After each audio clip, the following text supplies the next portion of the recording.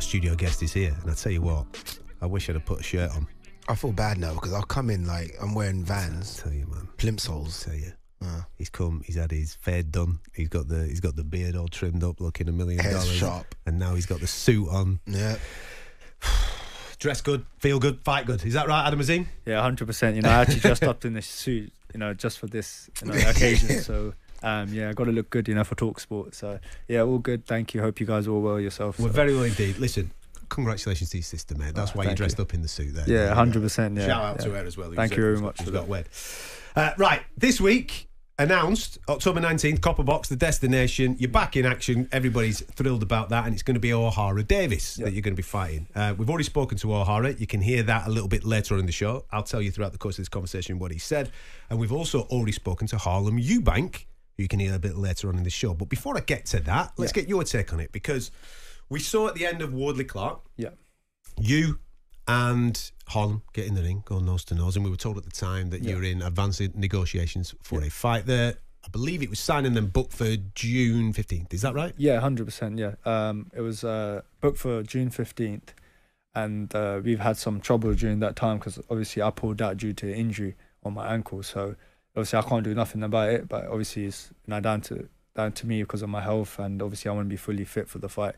So obviously there was no excuse for me to pull out the fight. It was just you know, an injury I had, and you know, so we were initially going to fight again after that, and then obviously the date got moved again. So it was initially going to fight on October 5th at Brighton at his home turf. Right. So it was all done. His backyard. His backyard, yeah. So was that signed?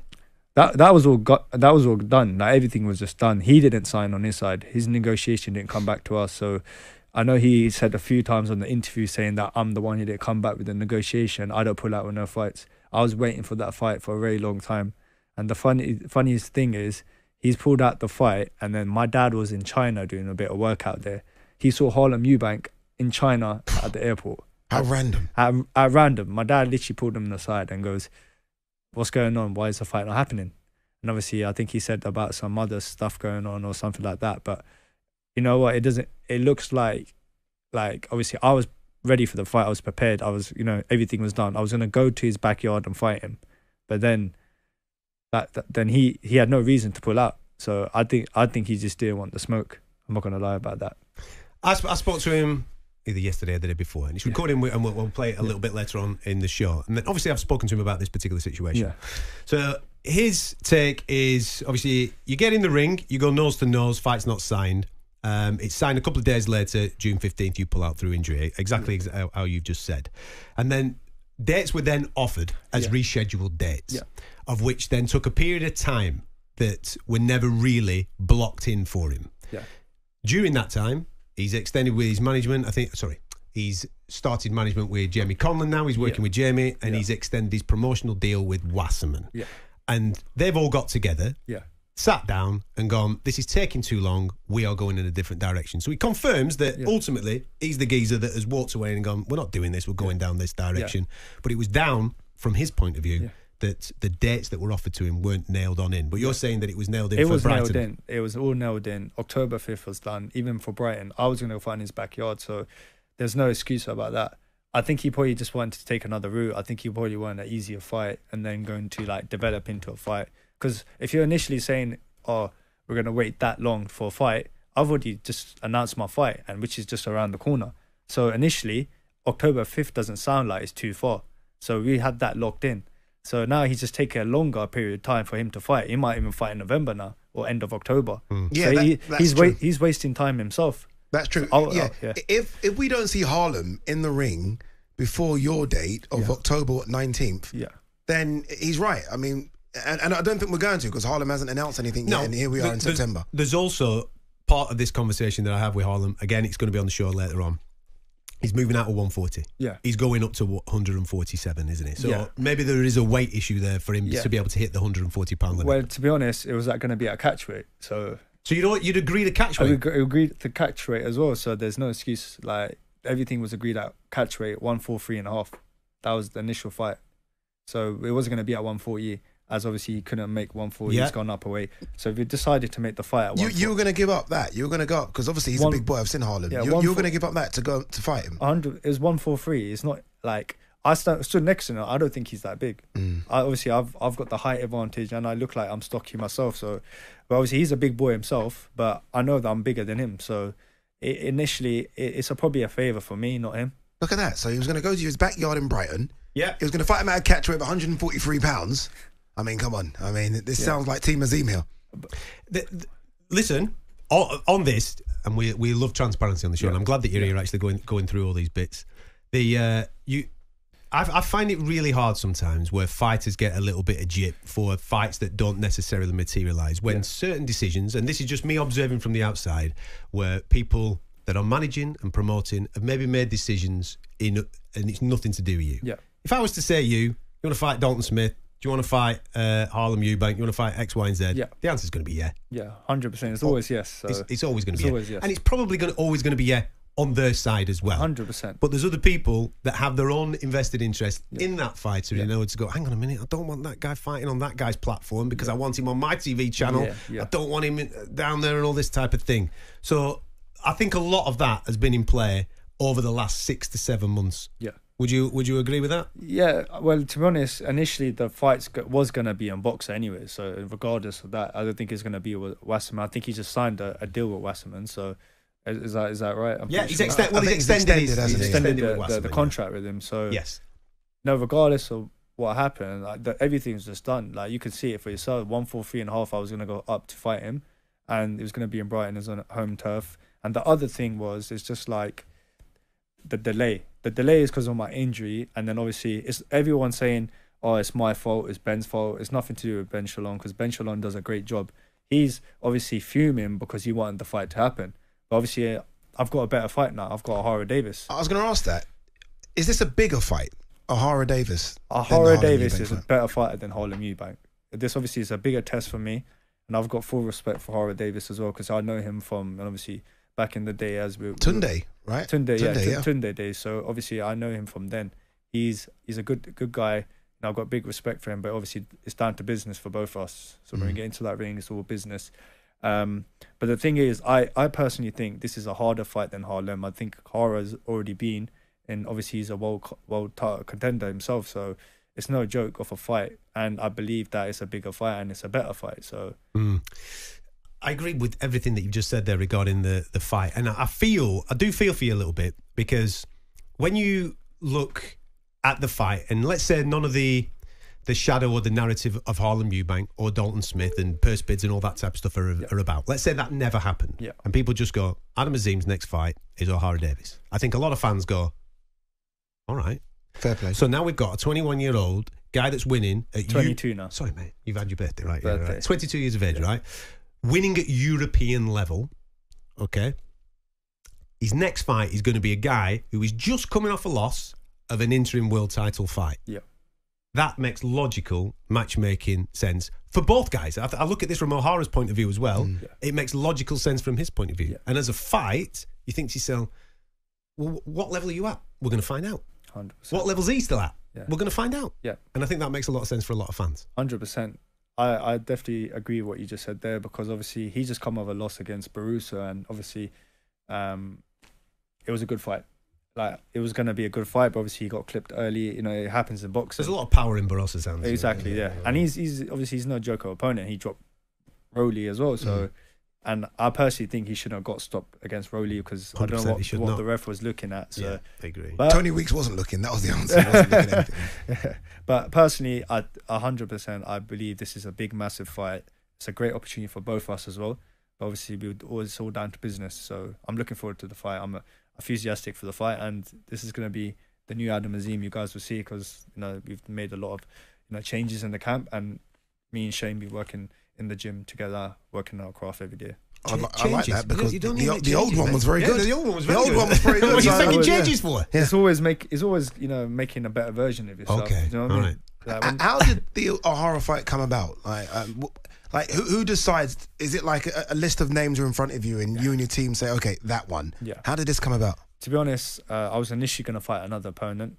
Obviously, I'm not gonna. Can you name the? I can't name the opponent yet because we'll get it off air. That could be my next opponent. It's gonna be a southpaw, so from I think British, Philippines maybe. Philippines. Oh, but I'm already starting. Obviously, Philippines southpaw 140. I've come up with a few options. Like there was obviously piles of names, chucked at me, and it's all down to Shane and my team, my management, to decide who I fight. Obviously, at the end of the day, they know what they're doing. They've been in the sport for a very long time. And for me, I'm still 22 years old. I'm still learning. Every day is a learning day for me. So for me, I just put whoever they put in front of me, I just have to fight them. That's it.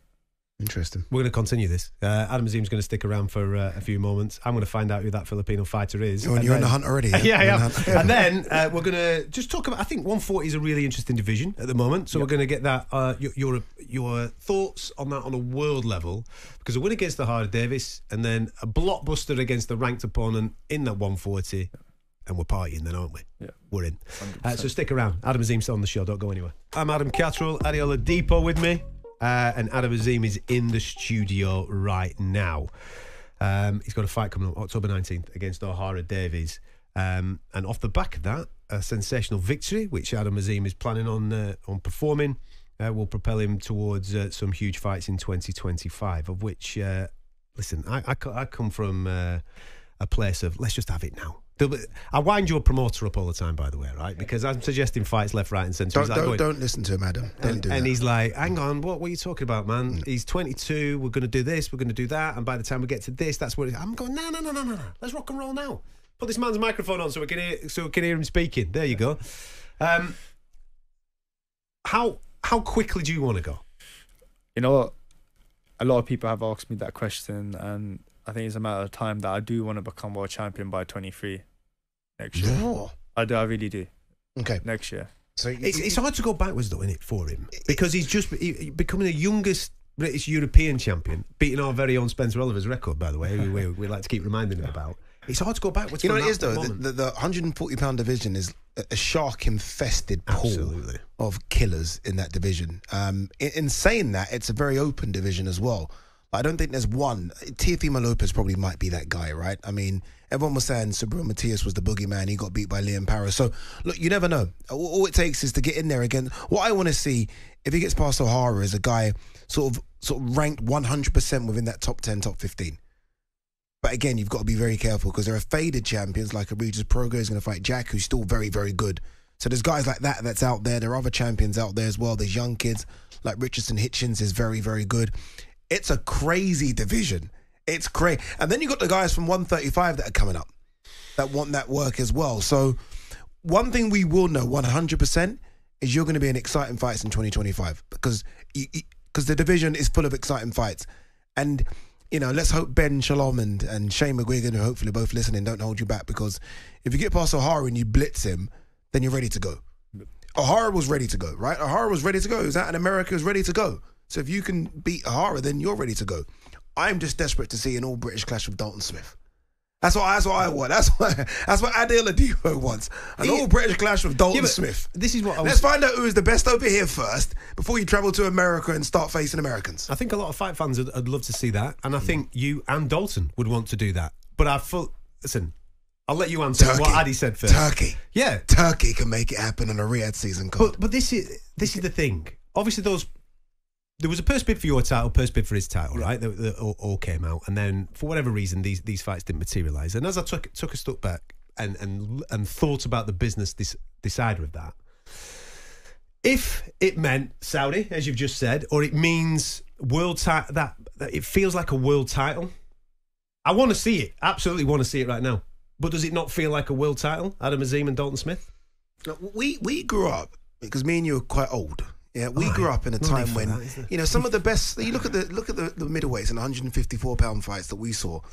Jamie Moore in wars weren't for world titles, in good wars. Like there were some good all British clashes, and you need the sport, that's a fair point. And you need the sport to grow here. And the only way it grows is people like Adam Azim filling out arenas, and he's very capable of doing that. Fighting the best over here, and I'm very traditional. I want to see a guy do British, European, Commonwealth worlds. So when you do get to that world, you're ready. He's done European. He's done Europe. So I know he's that close and he's sorry for those that I'm pointing as like an inch. He's an inch away, I think, from going to that world level. If he beats Dalton or Dalton beats him, then I'm confident. Send my boys over there to America because I know they're ready. Sometimes I do think our fighters jump when they're not ready. And I do think the winner of him and Dalton, I know we're jumping past O'Hara here, sorry, O'Hara. I think the winner of him and Dalton's ready to go. Ready to go, chuck him in the mix with any of those guys at world level. That's the fight I want to see, Adam. Sorry, I'm desperate. A lot of people do want to see that fight, so desperate. I don't blame you. Yeah. To be honest, he is right, though, about it could be a world title fight. I think if we both have world titles, it's going to be even more bigger fight. It'd be enormous. It'd be massive. It'd be huge. And I think that could sell out a massive stadium for fight. I think, sorry to interrupt you, but what you just said, I agree with everything you just said, right? Yeah. Dalton's... There's a butt coming, I know. No, listen. There's a butt. Listen, Dalton has just beaten Zepeda, which I thought was a fantastic fight. Fantastic win. Beat O'Hara Davis. Make it. Come on, man. Make it. You know what? I mean that. His time will come. I'll tell you 100% that. I'm still young. He's like, how is he now? 28, 29? 28. Yeah. To me and Addy, that's still young, man. I'm 20. That's for me. I'm still young. To those with no hair, I'm like still young, and people always calling my name out. It's because I'm still young, and I believe his time will come, and I will show it in the ring. And obviously, I don't fear no one. I'll fight anyone. But when my time comes, you guys will see the levels that I'm above all these lot. Talk to me about the division. When you look at the division, Addy's mentioned a couple of the champions there, a couple of the runners and riders that are running it. I mean, we saw it in Japan this week. They're actually beating Barroso, didn't we? This week. We've got Rolly fighting next week, I think. Yeah. As you look at the runners and riders, what are the fights that you look at and you think, I fancy that one? I fancy having a go at that guy. Teofimo Lopez is one of them. I love it. The top dog. You know what? Adam's impressed me, though. Right, let's not muck about it. Give me number one. Give me the number one. Number one. Obviously, Liam Power is a good name to have. Yeah. He just beat Matisse. And he was brilliant that night, wasn't he? He was really good. I think they're trying to make Devin Haney Liam Power in Australia. I thought wasn't it George Gambosis as well, right? Yeah, Gambosis is in the mix as well. But that would be a good name as well, George Gambosis. You know what? That's a great shout. Yeah. See, that's that middle of a guy that's, you know, let's be honest, he's no longer the top dude anymore. He's on the way down, but he's a former champion that's still good to go. He's got a name. Those are the kind of fights, I think, where you start to get respect from the world. Exactly, yeah. I'd love to see that fight. Even like for casual fighting Regis Progress, that's a good fight for him as well. So, yeah. And he's just, and obviously nicking into that world stage as well. So he's just beating Josh Taylor, which is a brilliant name to beat as well. So, for me, it'd be like George Gambosis, Teofimo. Teofimo is like the top dog. Ryan Garcia is probably never going to happen. He's probably going to be like 147. So I think I went to Sky Sports and I said that I think I was the only person that said Ryan Garcia was going to beat Devin Haney.